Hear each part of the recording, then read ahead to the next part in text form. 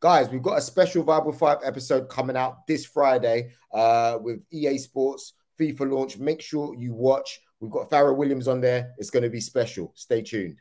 They can never do it like I. No. When you see man pull up and slide, man stepped in a room with legends, Rio and Steve, you know it's a vibe. Check the podcast, what you want to know. Don't ask me, go and ask Joe. If you're talking Premier League, he's on the front line and I gotta go. It's a vibe with five, and you already know what it is. It's a vibe with five, and you already know what it is. Vibe with five, and you already know what it is. It's a vibe with five, and you already know this. Yes, ladies and gentlemen, welcome back to this week's episode of Vibe with 5. You got here myself, Joel Beya, sitting pretty comfortable, top of the league, 4 points ahead of whoever's second. And you've got here Rio Ferdinand and Stephen Howson following a stalemate 0-0 draw, Man United versus Newcastle at home, by the way. Let's just start off with that game because... No. Why are we talking about football? Every week we come here and talk about football. How you been? You all right? Have I been? How do you think I've been? What's going on? How do you think I've been? Don't know. Rio, how have you been? Great. I've been great. Yesterday, I was actually at El Clasico, Real Madrid versus Barcelona. Ooh, scintillating football, 3-1 result. We're going to talk about that. Guys, if Benzema doesn't win Ballon d'Or, yeah, I'm done. I already saw the scandal with Lewandowski over the last couple of years, yeah, but if he does not win it, then I'm off the show. All the comments will get what they want. I'm leaving. I'm done. I'm done with Bible 5. I'm done. I agree. Yeah. Did you see it yesterday? Did you see it yesterday? I see it, but I'm just I see it. I'm just more interested where are we starting this show. I say we start Man United Newcastle. Like, talk to me about the game. Why are we talking about football all the time? Stop it, Steve. Steve, stop it, man. Listen, I want to start off with how's the family? Shut up, Steve. What did you think of the game, Rio? What did you think? It was a stalemate, but I think Man United controlled parts of the game. I saw Eric Ten Hag's comments that Man United pressed them. They were tired. They were getting cramp. That's normal. It should be normal at Old Trafford. Teams should be having to crawl off the pitch normally. Yeah, this is a different era. But we still don't look like creating the chances, though. Do you know what I mean? We still don't look, we had them penned back at times, especially later in the game, and you still look at it and you think, we still don't look like we're knocking the door. Yeah, we've got possession. We've getting them in good areas, but we haven't got it's like the locksmith ain't there at the minute, and we're just not getting behind them enough. And then the final ball, it's just, it doesn't seem there. I mean, to be fair, he brought off Ronaldo at the end, who looked disgusted with the decision. Did you speak to him? Did you speak to him about that? Yeah, and obviously he's disappointed. He's not happy. I think, but you take off any number 9 in the game when they're still trying to score a goal, they won't be happy. But I always think, I've got to be honest, if you want to, you keep your goal scorers on the pitch at the end of the game to score goals. I agree with bringing Marcus on 100%, but you keep your goals on the pitch. Who else is going to get you the goals? If that ball comes in the box like it did at the end of the game from Casemiro, ideally, you want that to be on the head of Cristiano Ronaldo.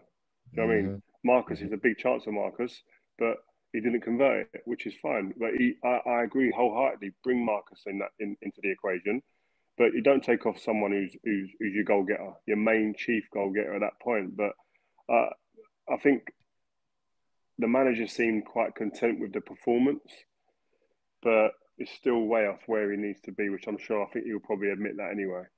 And you guys got lucky, by the way, Steve, Rio, because that Varane foul on Joe Linton, my word, honestly, that's just that OT luck, you know. And as far as I'm concerned, Varane, decent defender, Champions League Varane.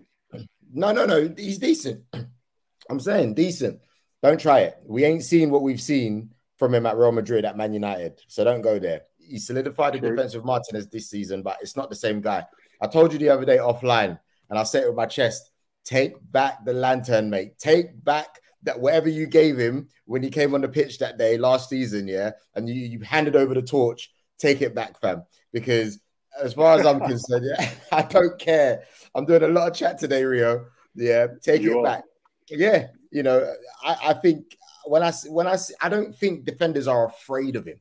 You know, in your era, you're coming up against Rio, Vidic, You know, you got Carvalho, John Terry. You've got proper combinations there. Sammy Hupia, whoever he was playing with. I know they weren't as good as you guys, but there were still people that you go, ooh, they weren't. I'm watching that. You know what I mean? Now, I just kind of feel like they come there and they just think, yeah, we'll bop it around a little bit. Maybe we'll get a few chances. Joe Linton, my man, hitting the crossbar, hitting the post. There's no fear. I'm not saying that's got anything to do with the centre-backs there, but there's no fear.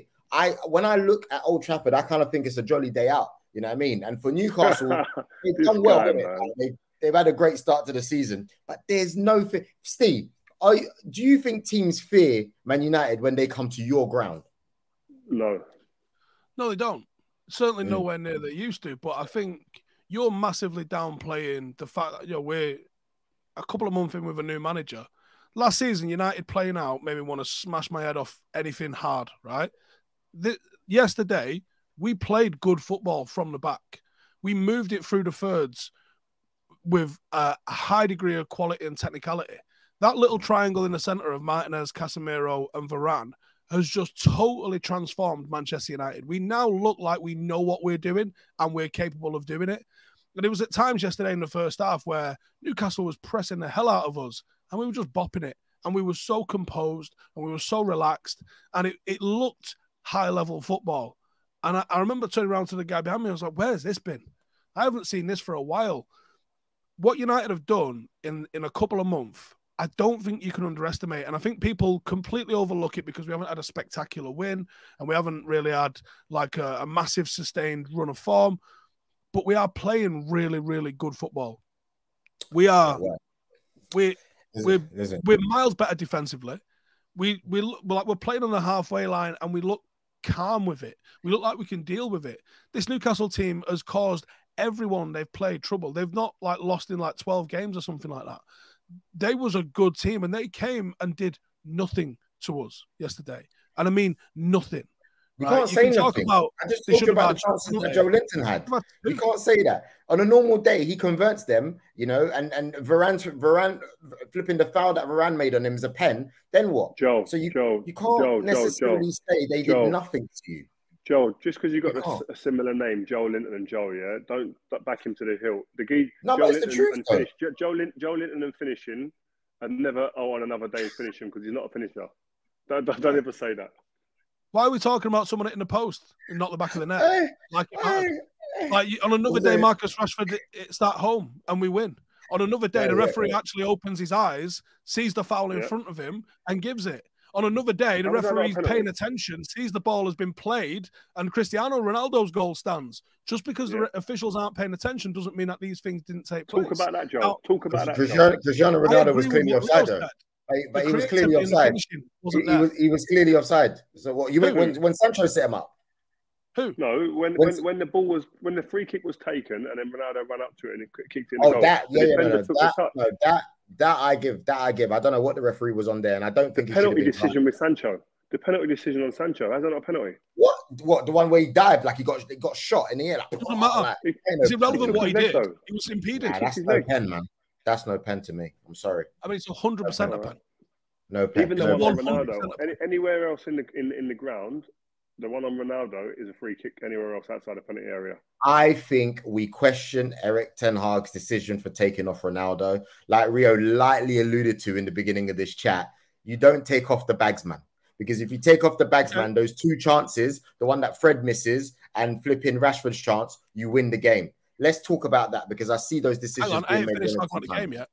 Please, what'd you say? I thought there was a pretty good performances across the board, but I thought Fred dropped a 1 out of 10. Fred was actively playing against us. Bruno didn't get on the ball anywhere near enough. And I don't know if that was instructions or just what he was doing, because there was times in the first half Ronaldo was dropping off and Bruno was getting ahead of him, which makes you think that might have been a plan. But at the same time, it was mad frustrating that you're not seeing Bruno getting on the ball. And then when Newcastle went into a bit of a low block last 20 minutes, Bruno's in the box. He's about 5'8". Why are we going to be putting a 5'8" guy that's actually got a final ball on him and be asking Fred to try and deliver a final ball? That, for me, was bad on the player, bad on the management for not fixing that, because he's not effective against a low block in the box. He's not getting his head on stuff.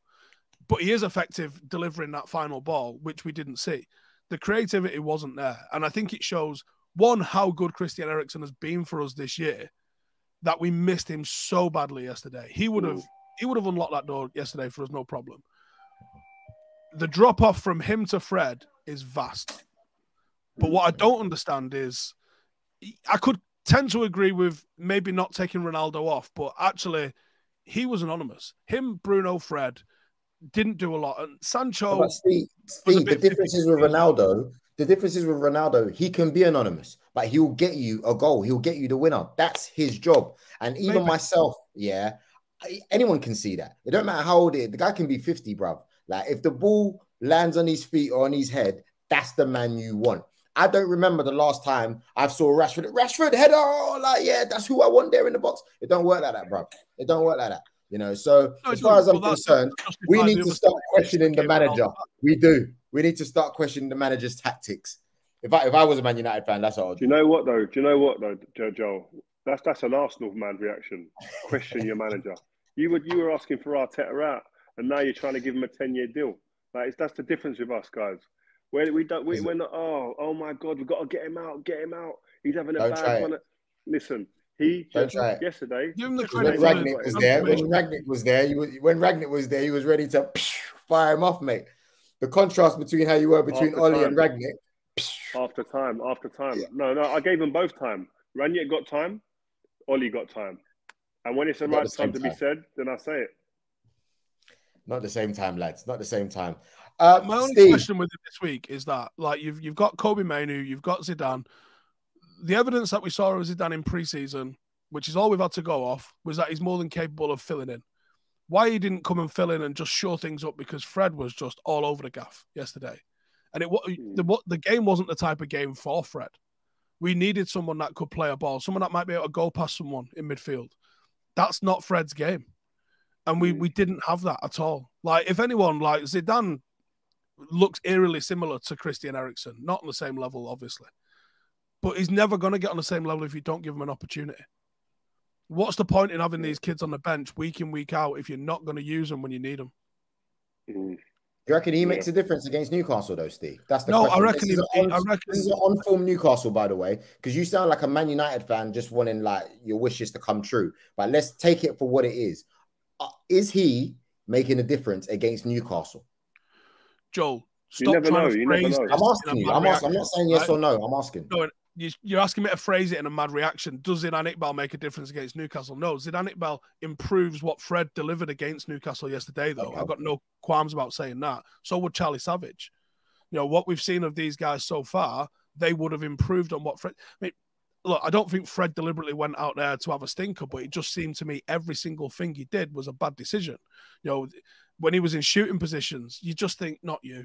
Like, anyone but you in this position, because it's almost comical. You know exactly what's going to happen. Like, from the evidence I've seen of both of them players, Kobe Mainoo's a bit more of an unknown quantity. He's a good player with good prospects, 17, and has not been near the first team, really. So he's a bit more different. But we did see on pre-season, both Charlie Savage and Zidane Iqbal. I know Charlie wasn't on the bench yesterday. Why not? At the time of the game that we was in, why not? I don't think they would have given away a goal, and I actually think that they would have moved the ball more efficiently than Fred did. Do you think because he's at the beginning of his Man United career, is you just like he's under a bit too much pressure to risk something like that with the young players at this stage? Maybe. I mean, he had his arse handed to him against City, didn't he, a couple of weeks ago? Maybe that's made him a touch gun shy. But I think the positives of what he's done as a manager so far, like I mentioned, United playing out last year used to give me a migraine. We look like we know what we're doing at the moment. We look like we're moving it through the thirds really well. There's a level of composure that Casemiro brought yesterday. Martinez, honestly, cult hero in the making. He's going to get there. And him and Varane, you know, another clean sheet. Like, the performances they're playing.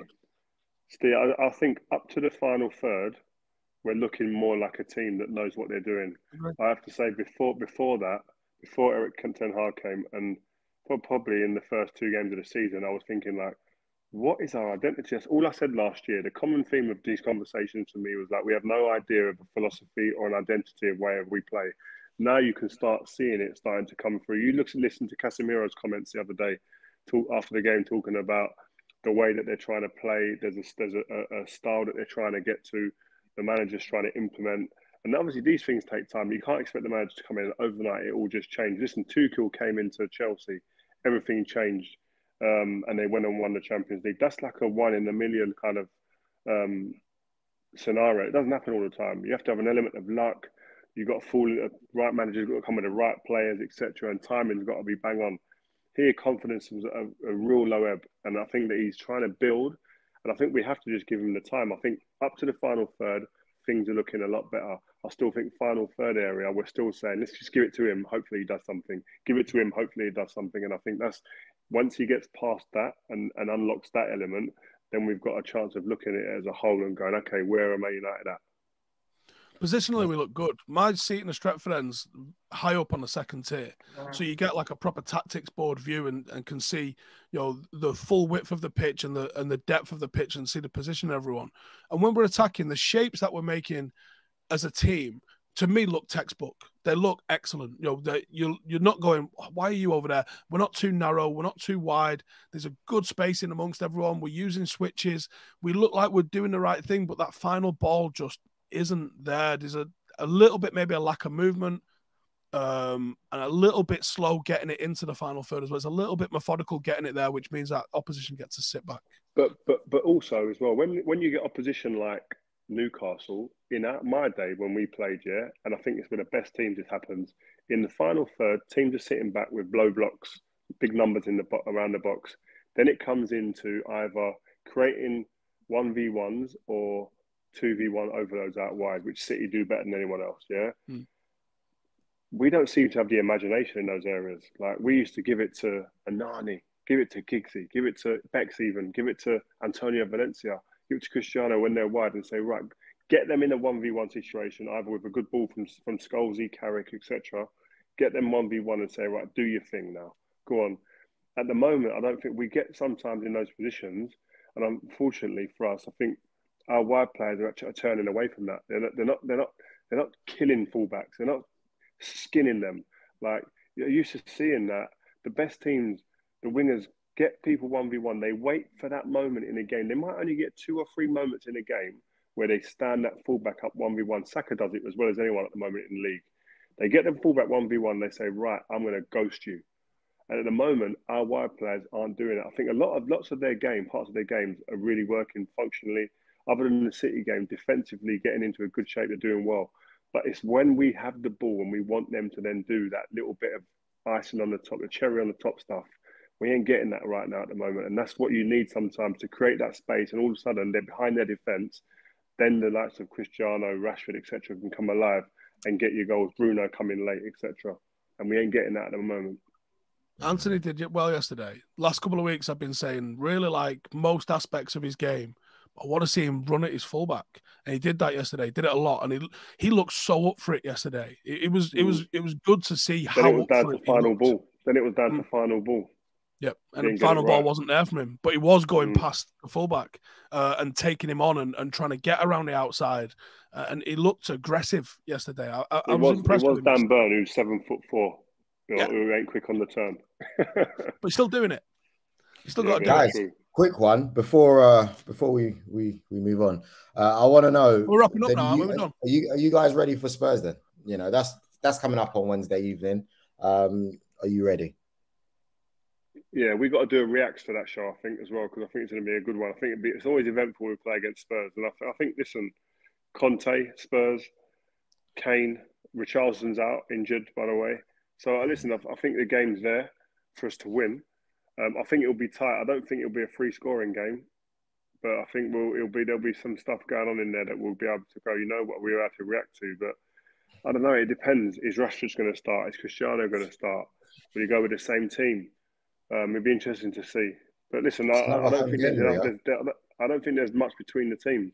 United should be going out and saying we're going to win this game. You're at home at Old Trafford against Spurs. At the end of the day, that should be looking like 3 points for you. You should be going out there with the intention to take the 3 points. You ain't getting 3 points in that game, bro. I Shut up, man, with your energy. The way you're talking like you are. You lot are 10. You lot we beat them. We beat them at our home ground. You're And we 10 beat games you. in. You ain't getting 3 points of them. I guarantee. You ain't getting 3 points of them. Yeah, and we We'll beat see. you. Just remember that. Don't forget that. We'll see. We'll beat see you. on Wednesday. Slapped. All right. Slapped. And you celebrated like you won the World Cup, geez. All right, so we're moving on to Liverpool versus Manchester City. Oh, for me, right? Spicy game. You know what I mean? Because I genuinely didn't think Liverpool were going to win that game, but it just shows, man, that they've still got it in them. They've still got it in there. And I thought Mo Salah's performance yesterday was the Mo Salah of old, the Mo Salah of 6 months ago, man. For me personally, he really, really gave him trouble. I don't know if it's Diaz not played as many games as he would have liked the season. I don't know, but either way, for me, that was the Liverpool we know. I don't know what you think, Ria. I've watched Liverpool about 3 or 4 times live this year, and that was the Liverpool that I haven't seen. And I didn't know, after watching them this many times this season, I was thinking, has that gone? Has that Liverpool energy, rock and roll football, high octane football disappeared now and left them forever? And I wasn't sure of the answer. And we went into this game, and I didn't really give them much hope like everybody else. And they produced a performance. The big question is this performance sustainable? Will we now see a run? Will we now see this performance week in, week out? Or was it just, we can get up for that game, but we can't keep that going because we haven't got that in us? That's the big question now with this Liverpool team. But what I saw, listen, forget Liverpool or City. That was a high level game. That was back to like last season's levels of football between the two teams where you're going, whoa, two teams tactically at their best, two teams that were physically at their best, it seemed, in the game, and two teams that weren't playing with a handbrake. And Liverpool are the only team capable or have the balls to, at the moment, go toe-to-toe with this City team at any game and say, you know what, we can roll our sleeves up and we'll match you all over the park. And like the manager said, Klopp, after the game, he was confident, had the confidence he instills in that team. I'll play Milner against Foden. Before the game, everyone would have been going, oh my God, Milner is going to get roasted. Goes out there, puts in a performance. Joe Gomez, he hasn't played well at all recent weeks. Plays well against Rangers, but that's not really the marker you're looking for. Goes in against Haaland, who's been the animal of the league. Him and Virgil van Dijk lock him down. And you think to yourself, whoa, it's about, the level hasn't gone, but we haven't seen it, and they produced it. And listen, Mo Salah, again, another person who been off the ball compared to his standards, gets the opportunity in the game, you just think, whoa, this is scary for the other players. And his goal and assist ratio over this year, he's the best in the league in goals and assist ratio over the course of the whole season and whole year, sorry. So there's no doubt in his quality. It's just that people are out of form for Liverpool. There's massive injuries, Jota another injury, and you're thinking these guys they can't pull out this win, and they went and done it. And then listen, if you're being honest, they could probably have beaten by another couple of goals. You wouldn't have said, you know what, that's out of order. Steve, Jurgen Klopp receiving a red card. Did you think he deserved it? Always. Listen, this game was won and lost on defence, right? Liverpool won it because Trent wasn't playing, and City lost it because Cancelo didn't allow himself the extra man. That's it. That was the mistake. I was thinking, what is he doing there on his own like that? 1v1. +1, Rio. Them's the rules. Against Salah. I'll be thinking, like, he should have been screaming at someone in his team, get back and help, especially him, get back and help me because I can't deal with Salah on my own. If Salah gets hold of this ball at any point, I'm curtains. And to be fair, the ball dropped him and you're thinking his best attribute is actually on the ball, Cancelo. And that's the mistake he made. It went under his feet and then the rest is history. But as a defender in those situations, I think Cancelo is great with the ball. But again, defensively as well, he a 1v1, that's not his best attribute, but he doesn't get exposed. I didn't know that before, but I found out yesterday. I wasn't sure. I thought, I've never really seen him like that before, Rio. No. Cancelo 1v1. Launch him. Is it? Take the yellow, take the red, whatever it is. Keep it 0-0. Yeah, Cancelo 1v1 defensively, there's still improvements to be made, but he doesn't get left and isolated like that a lot. So he's fine. And what he does with the ball far outweighs what he does defensively. But listen, what I would say is that you have to, as a defender, I don't care whether it's modern football or not, you've got to be saying to someone, get around me, especially if you're someone who defensively is one of your weaker parts of your game. Get around just in case. And also, I mean, obviously, Haaland. But Rio, this one was really interesting to me, right? As sick as Haaland's been, he is like my number one striker in the Premier League. He's everyone's number one striker in the Premier League at the moment. But it makes you wonder. It's the second time I've seen. All right. Yeah. It's the second time I've seen VVD have a good game against him this season. Earlier on was in the Community Shield, obviously yesterday as well. Do you think if he came across better defenders, and I keep talking about the earlier Premier League eras, do you reckon he's doing the madnesses that he's doing now? Because as good as he is, I'm thinking to myself, you might have maybe not completely stopped him. Obviously, he's doing a craziness, but he might not be doing the madness he's doing if he's coming up against a Vidic and a Rio, or he's coming up against, Sol Campbell and Toure, Kolo Toure, or coming up against these strong combination of defenders. Do you get where I'm coming from? Because it's like he's walking the league. I think there's. I don't think there's any argument. I don't think anybody could come to me and make a real good argument against what I'm going to say here. Is that the defenders, either individually, talking centre-backs here, or as a combination, were better when I was playing. If you go through it and you look at the combinations you had at the various clubs, they're better than today. Like you said, the one I had with Vidic, Carvalho and Terry. You've got Kolo Toure and Sol Campbell. You've got Ledley with Dawson at Spurs. You can go on and on. There's good centre-back pairings across the league that were better. The depth is better. If you went through the top 10 centre-backs in my day versus the top 10, we should do a show on this, versus the top 10 in the league right now, I think it's night and day the difference. We can say that there's players. Go on. It's academy football. Academy football's churning out a lot of players that are carbon copies of each other. They're all technical. They're all good with both feet. And you've got too many. So, I think there's a lack of out-and-out great wingers. There's a lack of out-and-out great strikers. There's a lack of out-and-out great centre-halves. Fullbacks, centre-mids, defensive mids, number 10s, wide forwards, they're all a much of a muchness. They're number 10s now. Of academy football. There's much of that. The problem I think with centre-backs, if I just go and put it to centre-backs only, I don't see fundamentals, the basic defensive fundamentals ingrained in any centre-backs nowadays. In many. You don't see it who actually enjoy the element of defending, who do the simple things in terms of defending the front post with the foot that you're meant to. You see the players defending the front post going with only the foot that they normally naturally kick with. Whereas sometimes you have to go with your weaker foot because it's meant to go on that side of the pitch when you're front post. Your shoulders being the wrong way when the balls are coming in the box. If defending 1v1 situations, going and standing upright and straight. Like there's so many things I look at and think, wow, you ain't been coached. It's like young players are getting into the first team early, and then that element, that window of coaching from like 17, 18 to 21 that you still are meant to go through stops because you're a first team player. It's I don't know. I find it sad to see that, and it goes back to your point about Haaland. Would he score in our day? We don't know. We just don't know. But I just think that maybe the defending individuals and the combinations, I feel would have probably made it a bit harder for him. Whether he gets some numbers, I don't know at all. But listen, I think the big difference yesterday. Yeah, and I think the big thing yesterday with Liverpool, and I think you've got to use things as a blueprint, is they got around him, they got about him. You know what I mean? And it wasn't an easy day's work for him, and they frustrated him.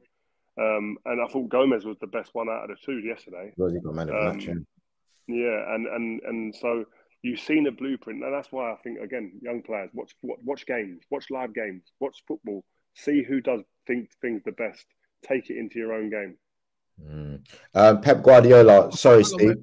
Before we go on, talking about the fundamentals of defending as well. Have you seen that the FA is going to be taking out heading from under 12s? Oh, that to me is mad. Steve, they're going to fall behind, massively compared to the other nations. What I predict is that you're going to see, if the English FA removes heading, I understand the dementia, the CTE, the reasoning behind it, But if you eliminate heading, all you're going to do is hamper the homegrown product, because all they're going to do is just go to Hungary, Serbia, France, Germany, wherever they're still heading at 8 and 9 year old, and just bring them in because they're going to be more effective headers of the ball, having been taught that from a younger age.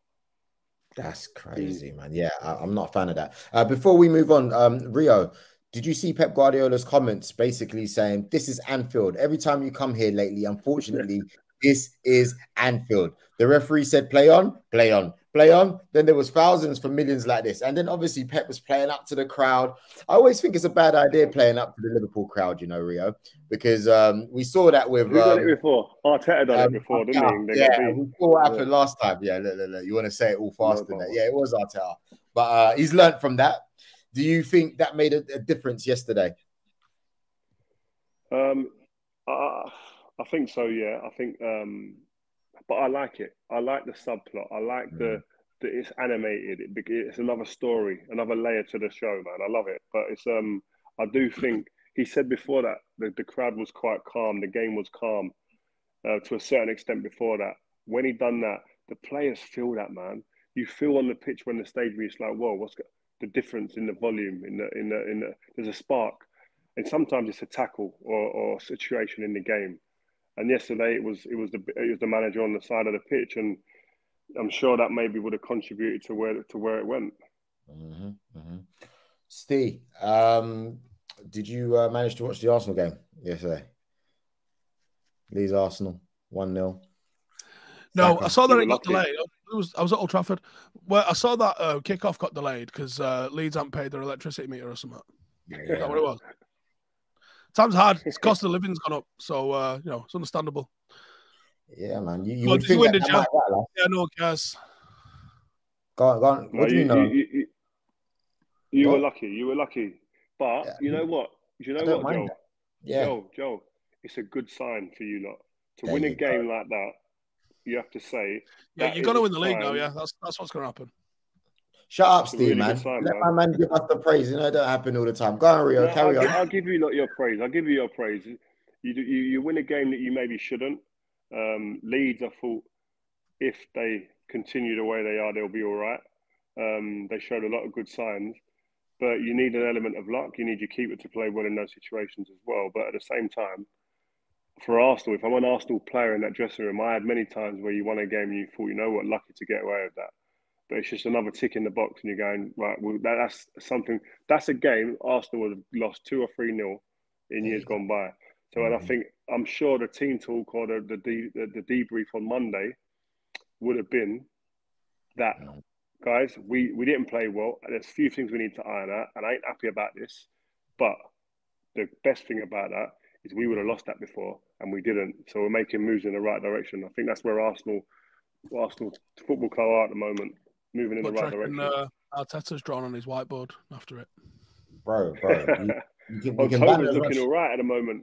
Steve, you was going on about October, and October's been all right for them so far.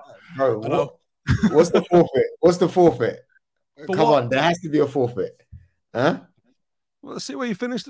You're still crowing. No. You guys in the comments, let us know what Steve's forfeit should be. Do you know that? Is that going to be washed in October? There's 2 teams that have won 9 out of 10 games at the start of the season and not won the league, and it's Arsenal twice. And it's going to happen 3 times. Listen, Bukayo Saka, right? Just to give a bit of spice on my guy, 4 goals and 4 assists in his last 7 Premier League games, right? And he's been directly involved, in 9 goals in his previous 8 starts for Arsenal. I mean, what makes me laugh is that's what you want for a player going into the World Cup as well. He's going to be vital for England, coming up next month. In this form, you can't look past Saka on that right wing spot. In this form, and I think in an England shirt as well, he does it as well. And like I said earlier at the top of the show, he's a winger. But when he gets it, I've watched him a couple of times this year live as well. When he gets it, his first instinct and intentions are to go past you.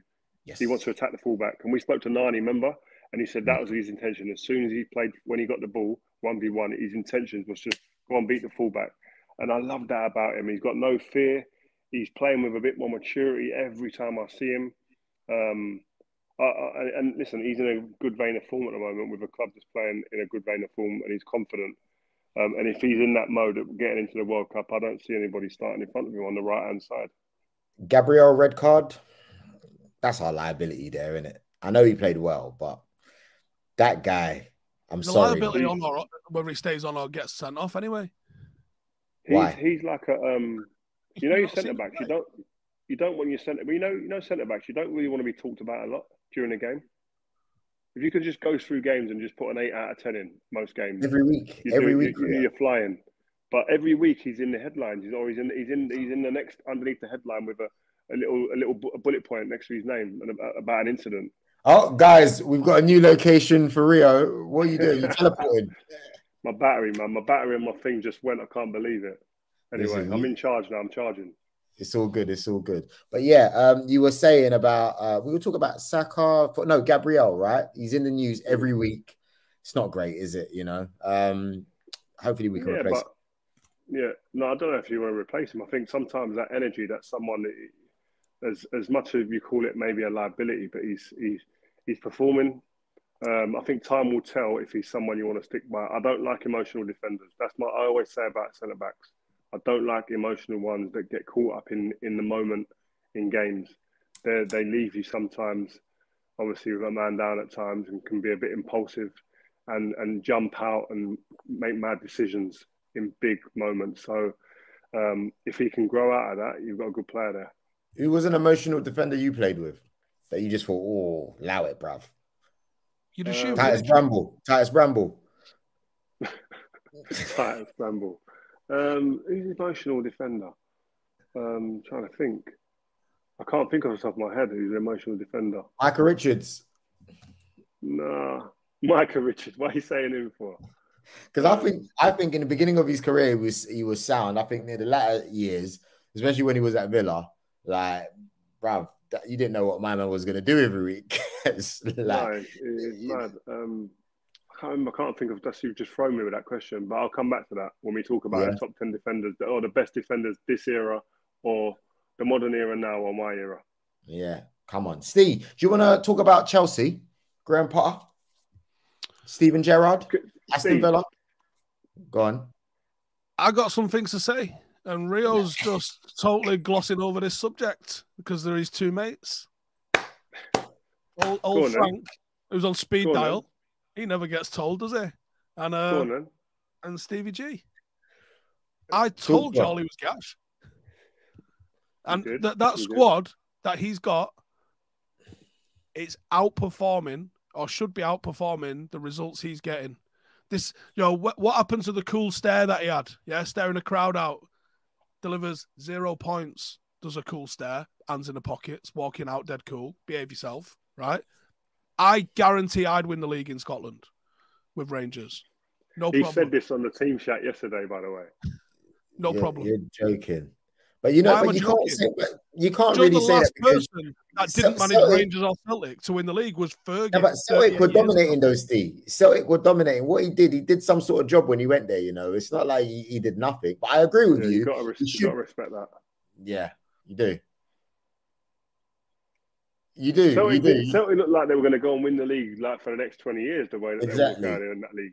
And he come in and he changed that. Listen, have you seen some of the people who've won the league with Celtic? Honestly. I agree they're struggling at the moment, Villa.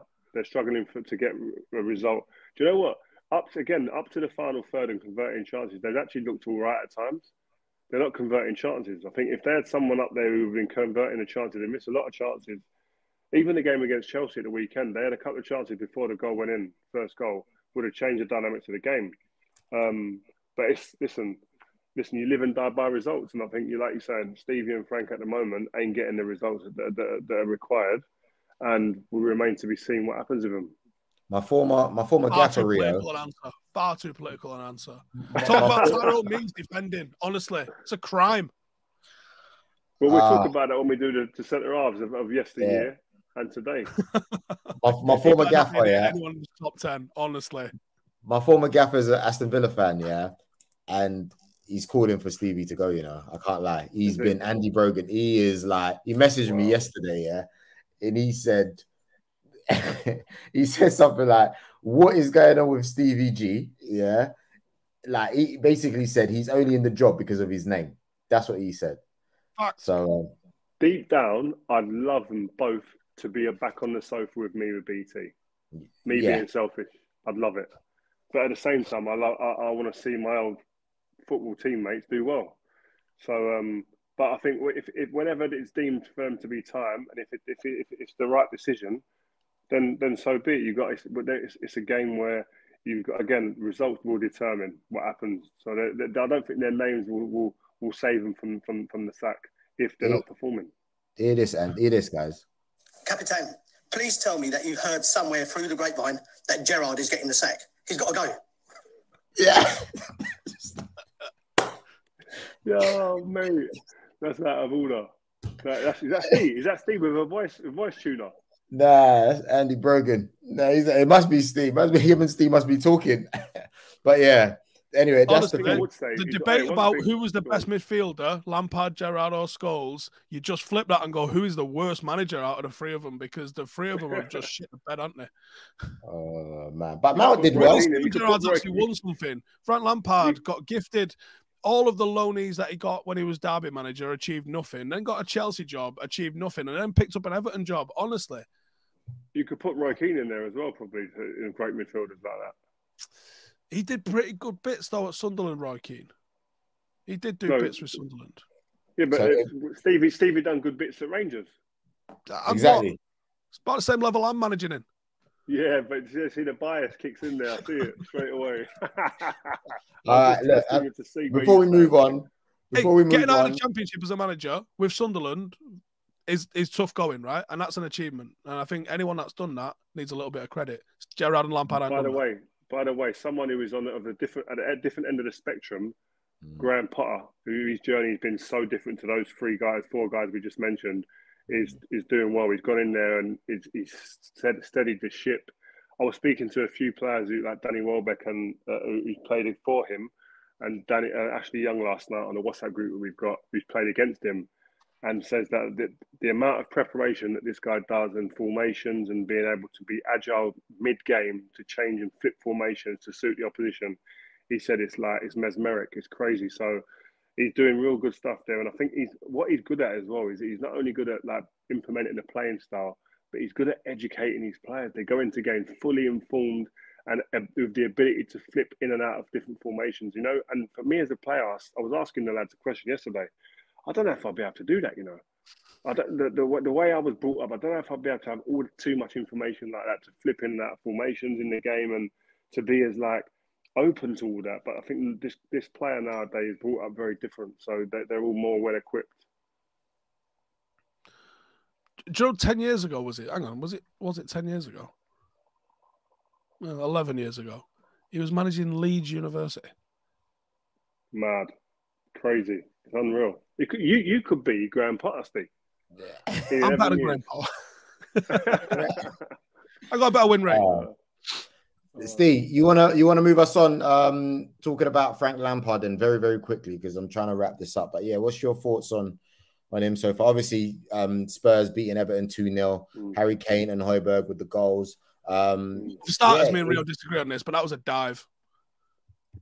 No way. Rio thinks it was a pen. He might have simulated a little bit, but Pickford touches him, he goes down. It's a penalty. What are you on about? He's three-quarters of the way through his dive before he glances a bit of his knee. Maybe. Mate, if one of your strikers done that, you'd say, you know what, son, that's why I pay you. That's why you're here, son. Well done. Dispatch it. Would you or would you not? Or would you say, you know what, guy, put your hand up and tell him it weren't a penalty? Would you? No, obviously. But it's still a dive. Let's call it right. It was a dive. Well, he simulated because there was contact. Don't call it simulation. Let's not diminish it by calling it. It was a dive. It was a dive. All right. What game is next? Dirty, stinking dive. If he does that on Wednesday night, you're losing your mind. Yeah, just you're so right. you know, Steve. So you know, Steve, Everton, they suffered their first defeat on the road for the first time in 4 matches. So they're 12th. We can't act as if it's the end of the world. You know what I mean? They've done decent bits here. I think they're inconsistent. I think it's like 2 draws, 2 wins, 2 losses. Yeah. Like a lot in the run of 6 games or 7 games after that. Look, so it's not Pickford, the end of the world. If it wasn't for Pickford, they're already Googling championship teams for fixtures next year. They need Dominic Pickford's Calvert mega from fit him. and firing. Like, he was Right. non-existent. He was like a traffic cone in that last year, Pickford. This year, he's turned up and he's actually saving them goal after goal after goal. He is putting in almost a superhuman, unsustainable level of performance he's putting in for him so far this year. Yeah, I agree. All right. What we got next? Guys, other results, just wrapping it up now. You got Brentford beating Brighton 2-0. Ivan Toney, man. Wow. Another two goals. Does he go to the World Cup? What? Yeah, he needs to get on. Ivan Toney, you need to get on here and talk to us, bro. We've got a few things to sort out. Might as well come on during the World Cup because that widge Gareth Southgate's not going to take him. Yeah. He's not, is it? Why call him up and then just be like, yeah, don't worry about it. I'll just play Kane, who I already know about. What was the point of that international break? Absolute sausage. Yeah. Should have got some minutes at least to see what he's like. See if the shirt weighs heavy on him or not. What a baller. Because what if you come on, smashed in 2 or 3 against Germany and gone, oh my God, have I got a player on my hands here? No, you're going to pick Old Faithful, all the players you already know. I'd have got rid of Southgate last week, mate. But you know. We know you would have. But you know what, Rio? I see Toney being like that next big move, you know. Like, for example, if Chelsea didn't get Aubameyang, for me, he's like the perfect replacement right there. If you wanna pay if you look at his numbers since he's coming to the Premier League, he's definitely got to be on the radar of some bigger clubs than Brentford. I know they wouldn't like us to hear us saying this, but I think his influence and his impact in the Premier League at the moment, he's got to be up there. If you're looking for a striker to come into your team and change your fortunes, he's got to be up there at the moment. Yeah. I can only see Chelsea, but I know that Aubameyang's playing so well now. He could have played himself into a new contract, but that's the club for him, if anyone asks me. Leicester Palace 0-0 ball draw. Fulham 2, Bournemouth 2. I was actually outside that game there. I think Fulham didn't play too well. Mitrovic coming in, saving them again. Wolves 1, Nottingham Forest 0. Nottingham Forest, mate. You see the social media post from him? What? No. Nottingham Forest tweeted one of the players sitting there with a load of like wolf cubs and said something like playtime.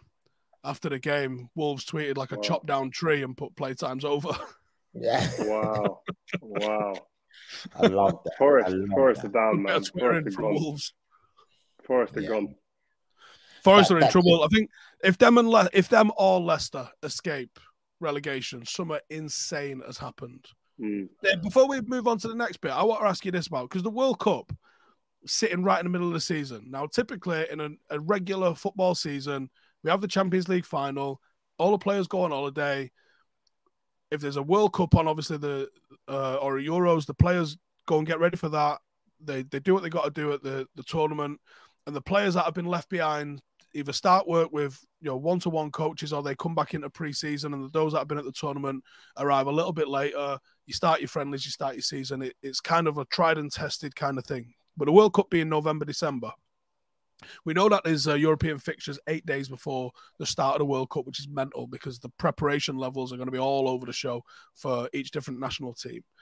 I know the Championship is given like the first 2.5, 3 weeks of no games, and then they're going to resume for like the knockout stages, which probably makes sense because I don't think many Championship players will be involved in the back end of it. But what do you do, Rio, if you're a director of football, let's say United, just for argument's sake? We're probably going to have, a dozen players go, which means maybe 18 or so, 16 are going to stay behind. What do you do with those players? Do you give them a bit of a break? Do you push hard and try and do like a mini pre-season, get them fresh? Do you organise internal friendlies? Do you do some behind closed door stuff? Do you maybe take them to the World Cup, maybe watch a couple of games and do a bit of bonding? Like, what would you do? I think the word bonding is good, but rest is important as well. I think I presume that there'll be a rest period. Don't forget, it's about 4.5, 5 weeks from one side to the other of the World Cup. So I think there's going to be probably a week to 10 days of go and do your own thing. So you'll see players flying all over the world. And then there'll be a fitness period, getting yourself back to a level with the team. And I think the teams might go and travel and go on some mid-season kind of little tour somewhere. Not a tour where they'll just go and just go to one spot. They'll go and chill with hot climate, get the fitness levels back up after the 10-day break, a week break that they've had, and get themselves back up to fitness again. There'll be some behind the closed doors games, I'm sure. And when the teams come back together and back to the England for the Premier League, they'll be fit and ready to go. And it's that mid-season break that we have to play with now that we've never had and we've all been screaming out for as English players. The Premier League doesn't give you that. This is an opportunity to see how impactful and how positive it can be for teams and players. Well, the ones who are going to go on it'll be positive for, but those that have gone right through to the semis and the final of the World Cup that last week, is it Boxing Day we start again? They're going to get like 2 days off. Day. Yeah, it's crazy. And you'd think maybe that the clubs might go, you know what, we might give them a week off that period, the first game back. I can see some managers going, listen, you can have a bit of time off if you get to the semis or the final. Guys, last game. We don't have to talk about it. Just a roundup. Southampton 1, West Ham 1. Nothing really going on there, to be honest with you. Midweek games galore. We will be going live on Wednesday. Rio said it himself. Man United versus Tottenham. I don't see Tottenham losing against United away, put it that way. Thank you very much for watching. We've got loads of shows coming this week. Oh, shut up, Joel. Yeah. Top of the league. And we're signing out. Peace.